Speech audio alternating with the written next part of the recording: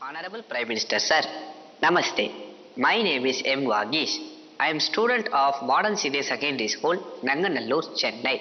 My question is, how do you handle stress and pressure in that super strong position as a Prime Minister? What is your key factor of controlling stress? Thank you. आप भी बनना चाहते हैं क्या? तैयारी कर रहे हो क्या? धन्यवाद एम वागीश।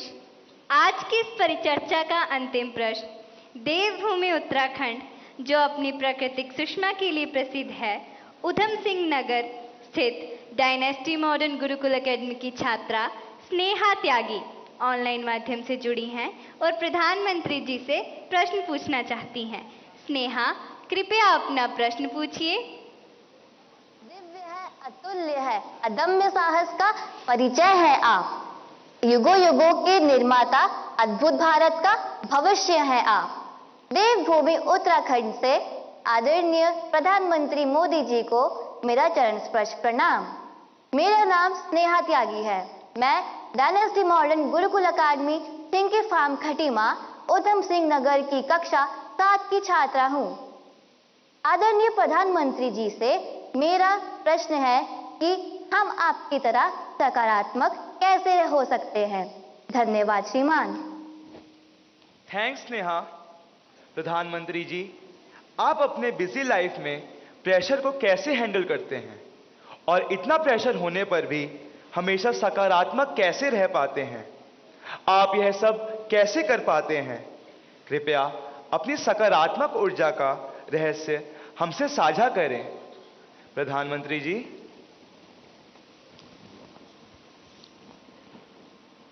इसके कई जवाब हो सकते हैं। एक तो मुझे अच्छा लगा कि आपको पता है कि प्रधानमंत्री को कितना प्रेशर झेलना पड़ता है।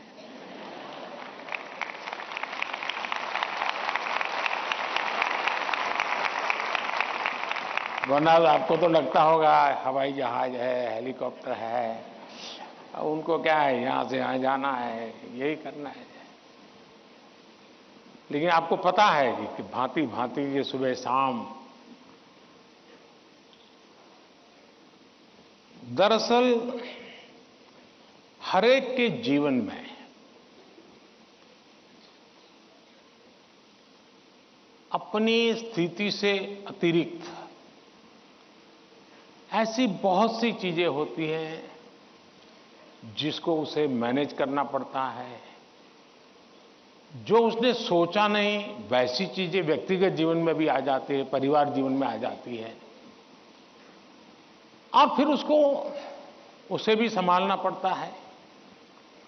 अब एक नेचर ऐसा होता है कि भाई बहुत बड़ी आंधी आई है, चलो कुछ पल बैठ जाए, निकल जाने दो। कुछ संकट आया है, नीची मुंडी करो यार, समय जाएगा। शायद ऐसे लोग जीवन में कुछ अचीव नहीं कर सकते। मेरी प्रकृति है और जो मुझे काफी उपकारक लगी है, मैं हर चुनौती को चुनौती देता हूं।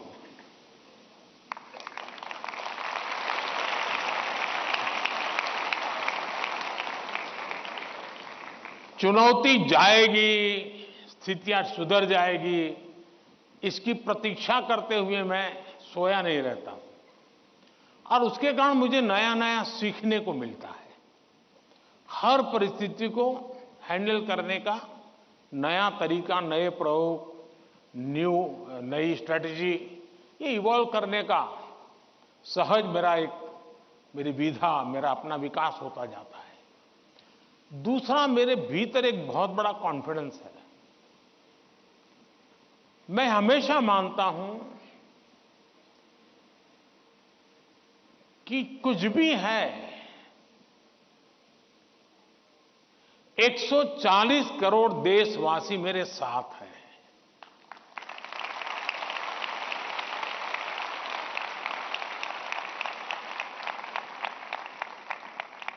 अगर 100 मिलियन चुनौतियां हैं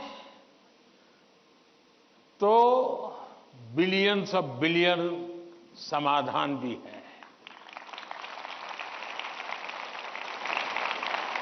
मुझे कभी नहीं लगता है कि मैं अकेला हूं। मुझे कभी नहीं लगता है कि मुझे करना है। मुझे हमेशा पता होता है मेरा देश सामर्थ्यवान है, मेरे देश के लोग सामर्थ्यवान है, मेरे देश के लोगों का मस्तिष्क सामर्थ्यवान है। हम हर चुनौती को पार कर जाएंगे। ये मूलभूत मेरे भीतर मेरा सोचने का पिंड है और इसके कारण मुझे कभी नहीं लगता यार मुझ पर आया क्या करूंगा। मुझे लगता है नहीं 140 करोड़ लोग हैं, संभल जाएंगे, ठीक है, आगे मुझे रहना पड़ेगा और गलत हुआ तो गाली मुझे खानी पड़ेगी, लेकिन मेरे देश का सामर्थ्य, और इसलिए मैं अपनी शक्ति देश के सामर्थ्य को बढ़ाने में लगा रहा हूं। और जितना ज्यादा मैं मेरे देशवासियों का सामर्थ्य बढ़ाता जाऊंगा, चुनौतियों को चुनौती देने की ताकत हमारी और बढ़ती जाएगी।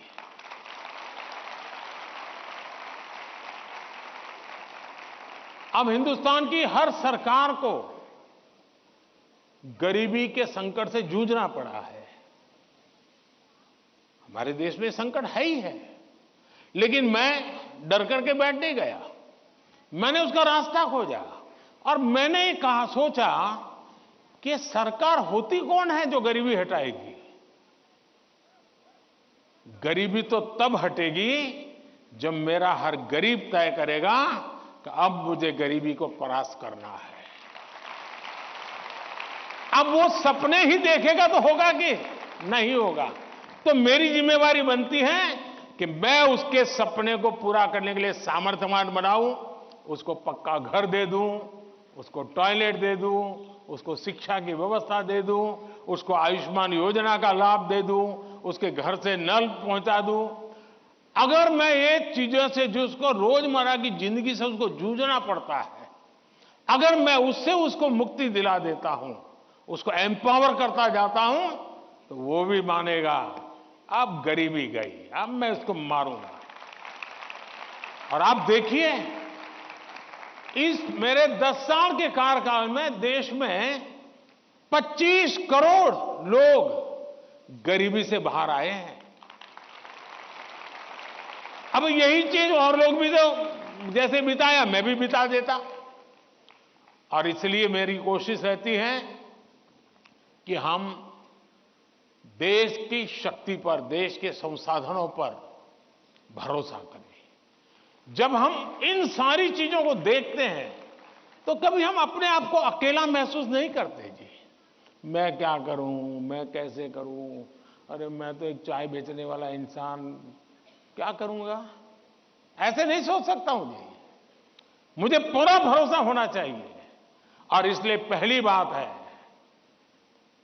कि आप जिनके लिए कर रहे हैं उन पर आपका अपार भरोसा।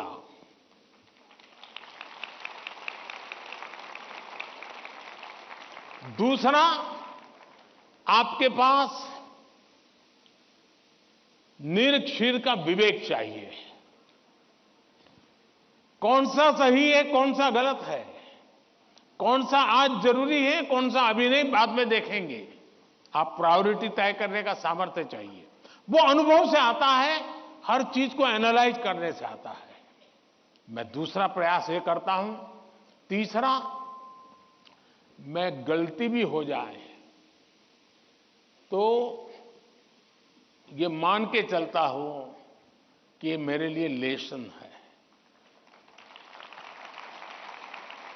मैं इसको निराशा का कारण नहीं मानता हूं। अब आप देखिए, कोविड का संकट कितना भयंकर था। मामूली चुनौती थी क्या? पूरी दुनिया फंसी पड़ी थी। अब मेरे लिए भी था कि क्या करो भाई, मैं कह दूं अब क्या करे, तो भाई वैश्विक बीमारी है, दुनिया भर में ऐसा ही है, सब अपना अपना संभाल लो। मैंने ऐसा नहीं किया। रोज टीवी पे आया, रोज देशवासियों से बात की, कभी ताली बजाने के लिए कहा, कभी थाली बजाने के लिए कहा, कभी दिया जलाने के लिए कहा। वो एक कोरोना को खत्म नहीं करता है, लेकिन वो है कोरोना के खिलाफ लड़ाई लड़ने की एक सामूहिक शक्ति को जन्म देता है। सामूहिक शक्ति को उभारना। अब देखिए, पहले भी खेल के मैदान में हमारे लोग जाते थे, कभी कोई जीत के आता था, कोई जीत के नहीं आता था, जाने वाले को पूछता नहीं था, आने वाले को पूछता नहीं था। मैंने कहा पहले 3 मेडल के जीतते आएंगे, लेकिन मैं उसके ढोल पीटूंगा। तो धीरे धीरे करके 107 मेडल लाने का सामर्थ्य उन्हीं बच्चों में से निकला। सामर्थ्य तो था, सही दिशा, सही रणनीति, सही नेतृत्व परिणाम लाता है। जिसके पास सामर्थ्य है उसका सही उपयोग करना चाहिए। और मेरा तो गवर्नेंस का एक सिद्धांत रहा है कि अच्छी सरकार चलाने के लिए, इन समस्याओं के समाधान के लिए भी आपको नीचे से ऊपर की तरफ सही जानकारी आनी चाहिए, परफेक्ट इंफॉर्मेशन आनी चाहिए, और ऊपर से नीचे की तरफ परफेक्ट गाइडेंस जाना चाहिए। अगर ये 2 वे चैनल परफेक्ट रही, उसका कम्युनिकेशन, उसकी व्यवस्थाएं, उसके प्रोटोकॉल उसको ठीक से किया, तो आप चीजों को संभाल सकते हैं। कोरोना एक बहुत बड़ा उदाहरण है, और इसलिए मैं मानता हूं कि हम निराश होने का कोई कारण ही नहीं होता है जीवन में। और अगर एक बार मन में तय कर लिया कि निराश होना ही नहीं है, तो फिर सिवाय पॉजिटिविटी कुछ आता ही नहीं है। और मेरे यहां निराशा के सारे दरवाजे बंद हैं, कोई कोना भी, एक छोटी खिड़की भी मैंने खुली नहीं रखी है कि निराशा वहां से घुस जाए।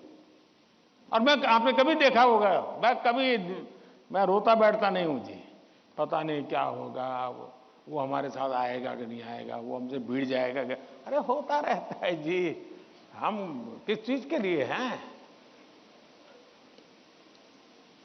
और इसलिए मैं मानता हूं कि जीवन में आत्मविश्वास से भरे हुए और अपने लक्ष्य के विषय में। और दूसरी बात है, जब कोई निजी स्वार्थ नहीं होता है, खुद के लिए कुछ करना तय होता है, तो निर्णयों में कभी भी दुविधा पैदा नहीं होती है। और वो एक बहुत बड़ी अमानत मेरे पास है। मेरा क्या, मुझे क्या, इससे मेरा कोई लेना देना नहीं है। सिर्फ और सिर्फ देश के लिए करना और आपके लिए करना, ताकि आपके माता पिता को जिन मुसीबतों से गुजरना पड़ा, मैं नहीं चाहता हूं कि उन मुसीबतों से आपको गुजरना पड़े।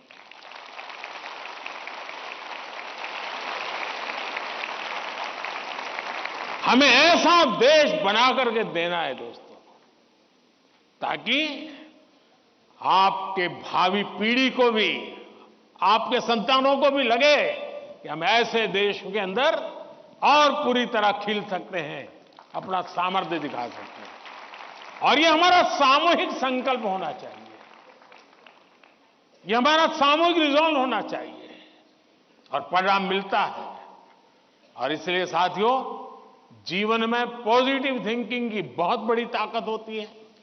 बुरी सी बुरी चीज में भी पॉजिटिव देखा जा सकता है, उसको हमने देखना चाहिए। धन्यवाद जी।